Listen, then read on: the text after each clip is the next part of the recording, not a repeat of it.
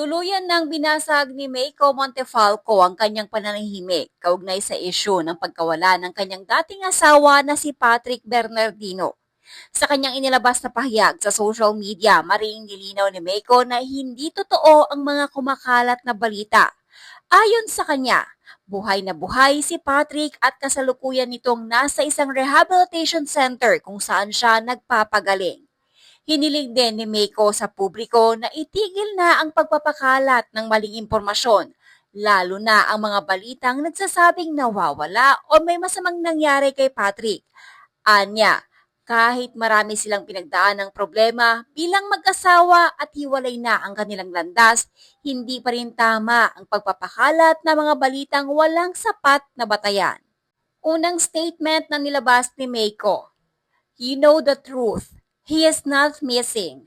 Nag-file na kayo ng kaso sa akin last year na dismiss dahil walang basehan.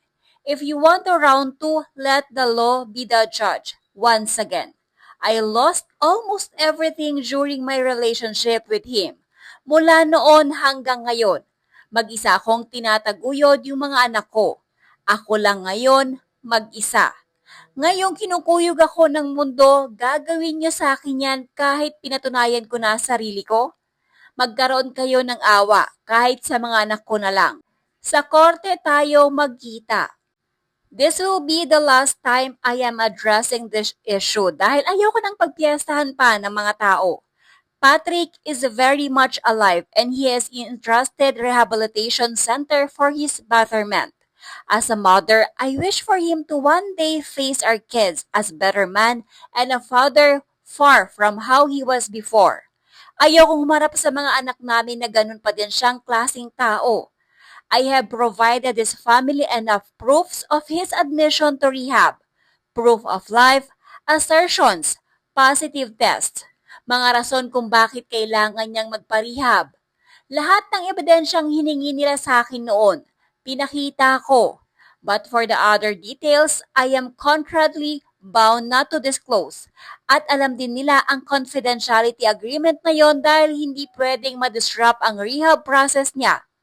Hindi yan nawawala dahil alam niyong nasa rehab.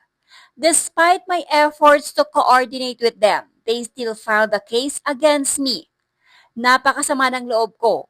Noong kasagsagan na walang hiya ako at nawala ang lahat-lahat sa akin, pinili nilang kasuhan ako.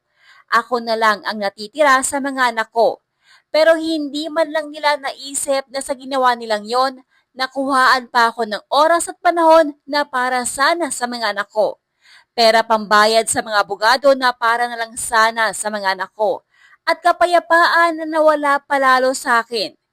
Kaya huminto ako makipag-usap na sa kanila mula nung napanalo ko yung kaso dahil hindi na sila naawa sa amin ng mga anak ko. Noong mga panahon na yon dahil paulit-ulit nilang kinampihan si Patrick at tinawag ako ng kung ano-ano. Palamunin, kinuha ang pera sa bank account ni Patrick na wala namang laman. Ano pang ipaparatang niyo sa akin? Ano pa? Durog na po ako. Marami akong kasalanan sa mundo na pinagbabayaran ko ngayon pero wag niyo naman akong durugin pa dahil kailangan ako ng mga anak ko. Ako na lang ang meron sila. Wag naman pati ako mawala pa. Ito ay usaping pamilya at legal. Kung ipagpapatuloy nyo ang pagpapakalat ng mga kasinungalingan at paninira sa korte tayo magkita.